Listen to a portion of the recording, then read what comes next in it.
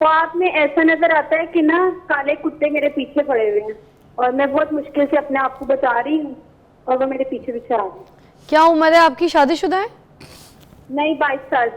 22 साल की, शादीशुदा नहीं है और काले कुत्ते आपको ख्वाब में नजर आते हैं। ये रेगुलर आते हैं आपको इस तरह के ख्वाब या फिर कभी कभार कोई एक आध आपको ऐसा कभी कोई कभार आते हैं डरावने ख्वाब। ठीक है, आपको जवाब देते हैं जी। हाँ, तो शफीक काला साहब, कुत्ता कभी हमला भी करता है या काला उसके कुत्ते ऊपर ने ख्वाब में कभी हमला किया है लाइबा? हाँ जी, हमला किया, मतलब पीछे आ रहे होते हैं, मुश्किल से, बहुत मुश्किल से अपने आप को बचाते हैं। घर से बाहर है, ये घर के अंदर घर के अंदर देखती हो ख्वाब में, घर से बाहर देखती हो काले कुत्ते? बाहर। बाहर हाँ, देखती हो। असल में कुत्ता, सांप, भैंस, इस तरह की कुछ चीज़ों का देखना इस बात की अलामत है कि आपके ऊपर हसद की अच्छा, अलामत मैं है। लाइबा की कॉल थी जो हमसे पूछ रही थी कि उनको ख्वाब में काले कुत्ते नज़र आते हैं जो घर से बाहर उनको अटैक कर रहे होते हैं और काफ़ी टाइम के बाद उनको उस तरह के ख्वाब आते हैं, रेगुलर नहीं। जिसका जवाब ले लेते जी। शफीक साहब क्या कहेंगे? देखें, हदीस है रोया सालिया मिन अल्लाह वल हुलुम मिन शैतान, जो नेक अच्छे ख्वाब हैं वो अल्लाह की तरफ से रहनुमाई है। लम यबका मिन नबुव्वत इल्लल मुबश्शिरात।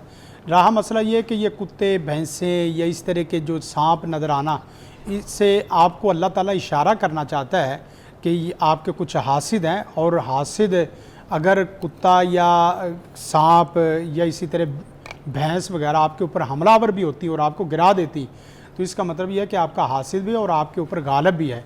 और अगर घर के अंदर हो तो इसका मतलब यह है कि उसकी घर तक आपकी रिसाई भी है। तो ऐसी शक्ल में सबसे पहले तो वही तरीका है कि आप फ़ौरन से पहले औज़ बिल्लाहि मिन शर्रि शैतान व शर्रि माफ़िया, ये दुआ पढ़ के अल्लाह ताला से इस्तिआज़ा तलब करें। फिर इसी तरह जो है ना, वो दूसरा तरीका यह है कि आप जिस करवट में सोएं दूसरी करवट बदल लें, एक जगह से दूसरी जगह बदल लें। और अगर अल्लाह आपको उठने की, वज़ू करके नमाज़ पढ़ने की तौफ़ीक दे दे तो वज़ू करके 2 रकत नमाज़ पढ़ के अल्लाह से माफ़ी भी मांग ले। और इसी तरह ऐसे आदमी से उसकी ताबीर करें जो ताबीर उसकी जानता हो, और हासद को इस तरह की चीज़ें ना बताएं। अब रहा मसला ये कुत्ता है, कुत्ते को कैसे जो ना वो ख़त्म किया जा सकता है, उसका तरीक़ेकार यही है कि सबसे पहले वो बावजू रहना शुरू हो जाए, मुस्तकिल बावजू। एक है रात के वक्त, जैसा कि प्रोफेसर साहब ने बताया कि रात के वक्त वज़ू करना, रात के वक्त भी बावजू रहे और दिन के वक्त भी बावजू सोना रहे। भी वज़ू की हालत में, उठना भी वज़ू की हालत में है। और इसी तरह साथ साथ एक दुआ है जो बहुत प्यारी है, वो क्या है कि अल्लाहुम्मा आलिमल गैबि व शहादा फातिर समावाति वल्ला रब्बा कुल्लि शैइन वलीका अशहदु अल्ला इलाहा इल्ला अंता औज़ु बिका मिन शर्रि। यानी अगर पूरी दुआ पढ़ ले तो बहुत अच्छा है। औज़ु बिका मिन शर्रि नफ्सी व मिन शर्रि शैतान व शिरकी व नक्तरिफ अला नफ्सी सुअन व अजर अल मुस्लिम। या अल्लाह, अगर ये ख्वाब मेरे नफ्स के शर से आ रहा है तो मेरे नफ्स के शर से मुझे महफूज फरमा, और अगर ये ख्वाब शैतानों और जिन्नों की तरफ से आ रहा है तो या अल्लाह जिन्नों और शैतानों के शर से भी मुझे महफूज फरमा। गोया के जो ख्वाब शर वाले हैं उसकी 2 वजह हो सकती हैं, या तो आपके अंदर से पैदा हो रहे हैं या आपके शैतान और आपके जिन्नात आपके ऊपर मुसल्लत हैं और आपकी सोच के ऊपर गालिब आके वो कहानी दिखा देते हैं। ठीक, तो उसको कमरे को भी साफ़ करना चाहिए। बसा औक़ात ये भी होता है कि आपके कमरे में भी नहीं है और आपके जिस्म में भी नहीं है, आपके बेडरूम के ऊपर किसी ने कोई अमलियात किए हैं। अच्छा। यानी आप जिस वक्त बार बार ख्वाब आना शुरू हो जाए तो आप एक चारपाई या एक बेड से दूसरे बेड में भी आ सकते हैं। मसलन आप तजर्बा करके देख लें कि इस जगह से उठ के इस जगह पे आ जाए ना, तो आपका बसा का खौफ भी ख़त्म हो जाता है और ख्वाब भी ख़त्म हो जाते हैं। और फ़ौरन से पहले देखें, अगर 1-2 हफ़्ते ख्वाब, महीना 2 महीने इस तरह आ रहे हैं तो आप अपने एक बेडरूम की इस तरह सफाई करें कि कोई हिस्सा आपसे छुपा हुआ ना हो, कि आप उसका बेड भी उठाएं, नीचे से भी देखें कोई तवीज़, धागा, कोई छल्ला, कोई कड़ा, कोई सुई, कोई इस तरह की दालें किसी शरारती ने, किसी हासिद ने आपके बेड के नीचे तो नहीं रख दी। बस औक़ात ऐसा भी होता है कि आपके तकिए की रुई के अंदर किसी ने तवीज़ दबा दिया होता है। तो वो आदमी सोता है, उसका दिमाग जकड़ा रहता है, वो सोता, उसको ख्वाब आते रहते हैं, वो सोता, उसको बेचैनी शुरू हो जाती है, सोता उसको घबराहट शुरू हो जाती है, उसकी नींद ख़राब होती है। तो ये भी चीज़ें देखनी चाहिए। और बस औक़ात ऐसा भी होता है, जैसा कि वो पीछे भाई ने बताया कि वो कमरे में इन होता ही फ़ौरन ये चीज़ें आ जाती, तो भाई किसी ने को उसको फ़ोन पे बताता है कि अभी बंदा अंदर आ रहा है तो आपने फ़ौरन उसको डराना है। नहीं, वो आपके साथ पहले से चीज़ थी, लेकिन आपको तकलीफ़ उस जगह दे रही है जहाँ उसका लिंक छुपा हुआ है। अच्छा। मसलन ये है कि वो चीज़ आपके साथ साथ ही आती रही है घर के अंदर, जो ही आप कमरे के अंदर आए हैं तो कमरे के अंदर आने के बाद उसका वाईफाई ऑन हो गया है, उसके बाद वो टीवी स्क्रीन पे आ गया है, वो दीवार के ऊपर दीवार शक्लें बनानी शुरू हो गया है।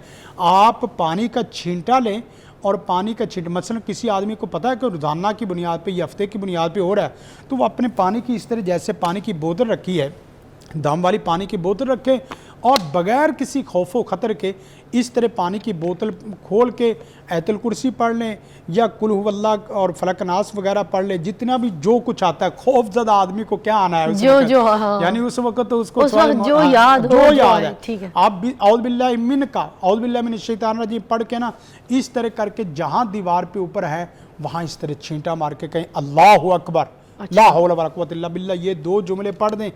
अगर वो शैतान मुस्तकिल इसको तकलीफ देने वाला अल्लाह के हुक्म से जल के राख भी हो जाएगा और ख़त्म भी हो अरे जाएगा। वाह। और अगर मुस्तकिल ये वाक़या है, मसलन ख्वाब आते हैं या इस कमरे में साया है, तो खामखा जुर्रत और बहादुरी दिखाने की ज़रूरत नहीं है, उसको अपनी एहतियाती तदाबीर के तहत अपना कमरा बदल लेना चाहिए और इस कमरे में 8 से 10 दिन सूरत बाकरा, सूरत रहमान, सूरत यासीन और जिन लगा दे।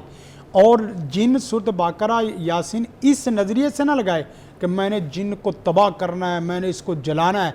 उसको पहले ये इस तरह कोई 2-3 बंदे मिल के इस तरह कह दे कि अस्सलाम वालेकुम व रहमतुल्लाहि व बरकातहू, यहाँ अल्लाह की जो भी मखलूक है, ये कोई भी वीराना या कोई भी कमरे वाला खौफ वाला जो भी जागा हो, वहाँ ये अमल किया जा सकता है। अस्सलाम वालेकुम व रहमतुल्लाहि व बरकातहू, यहाँ अल्लाह ताला की जो भी मखलूक है, अगर तो वो जिन्नात मुसलमान है तो बहुत अच्छा, तो फिर मैं उनको मुसलमान होने के नाते ये पैगाम देता हूँ कि तुम भी मुसलमान हो, हम भी मुसलमान हैं, तुम अल्लाह से डरो, तुम किसी और जगह अपना बसेरा कर लो। हाँ, अगर मेरे से कोई तकलीफ़ हो गई कि मैंने आपको ना चाहते हुए बग़ैर समझदारी के आपको तकलीफ़ दी है, आपके बच्चों को तकलीफ़ दी है, आपके बीवी बच्चों को तकलीफ़ दी है, तो मैं सीधी बात आपसे सॉरी करता हूँ। लिहाजा मुझे नहीं पता चला कि आप कहाँ रहते हैं, इस कोने में रहते हैं या इस कोने में या ऊपर छत में रहते हैं, तो मेरे से अगर कोई तकलीफ़ हो गई है तो बराए करम मैं आपसे सॉरी करता हूँ। लिहाजा आप किसी और जगह चले जाएँ, ना मैं आपको तंग करता हूँ एज ए इंसान और आप भी एज ए जिन मुझे ना तंग करें।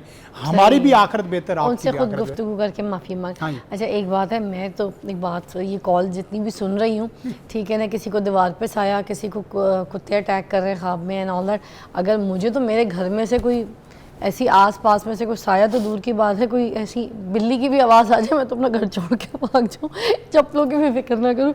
आपकी तो हिम्मत है, आप खुद फिर भी कॉल करके जो है ना हल पूछ रहे। एक कॉल है नूर की कराची से। अस्सलाम वालेकुम।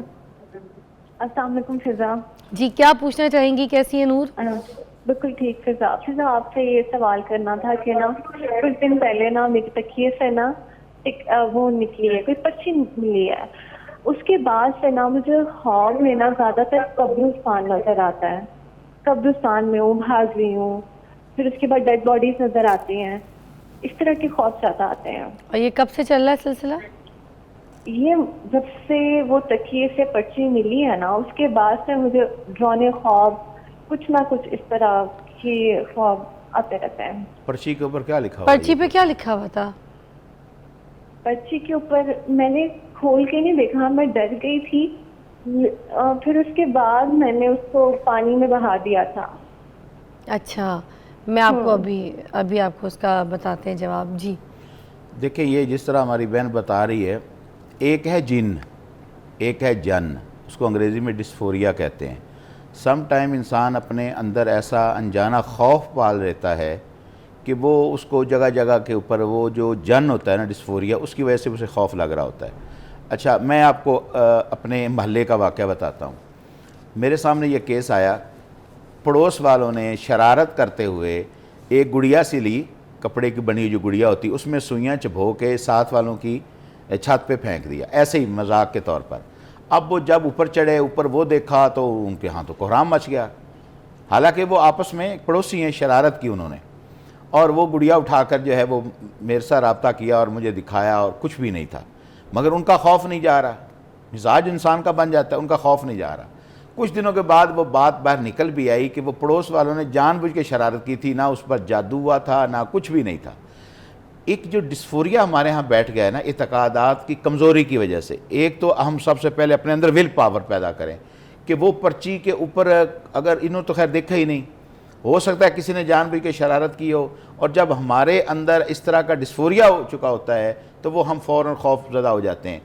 जिस तरह इन्होंने फरमाया आफा साहब ने कि एक तो है कि सही ख्वाब आते हैं, एक इंसान के अपने नफ्स की जो सारा दिन मामलात ये चल रहे हैं, ये रात को ख्वाब में आ जाते हैं। इसको कैसे हैं, हदीस नफ्स, अपने नफ्स की बातें ही रात को उसके अंदर जो है सब कॉन्शियस में चल रही होती, वो आ रही होती।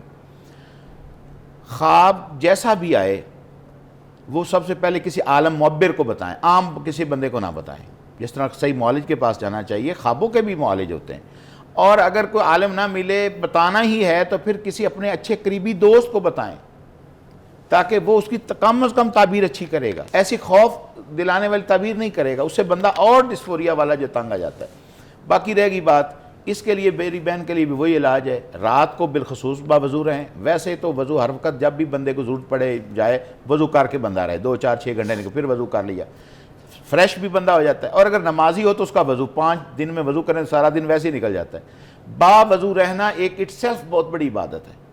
दूसरी बात यह है कि रात को ये हमारी बहन जो है ये ज़िक्र करते करते ये सोए बावज़ू होके, जब ज़िक्र करती हुई सोएगी तो इंशाल्लाह इस चीज़ का असर जो है वो इसके ये ख़त्म हो जाएगा। और बिस्तरे को झाड़ना, उठ के बैठ के पहलू चेंज करना, देखो जिस तरह इन्होंने फरमाया था बिस्तरा चेंज करना, कमरा पहला उसका कहे कि आप अपना पहलू चेंज कर लें। एक पहलू पर ख्वाब आया खौफनाक या कोई परेशानी, पहलू चेंज कर, ला हौल वला कुव्वत इल्ला बिल्लाह। अपनी लेफ़्ट साइड पर 3 दफ़ा थूक लें, शैतान के वो जो असरात और उसकी वो जो है वो इंशाल्लाह दूर हो जाएगी।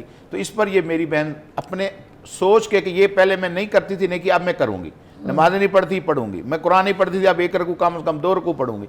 तो जब थोड़ा नेकी की तरफ आगे बढ़ेगी तो इंशाल्लाह इसका ईमानी इम्यून सिस्टम मजबूत हो जाएगा। ठीक है, एक ब्रेक लेते हैं, ब्रेक के बाद आपको दोबारा ज्वाइन करते हैं। आज हम बात करें काला जादू के ऊपर और जिन्नात के ऊपर। Stay tuned.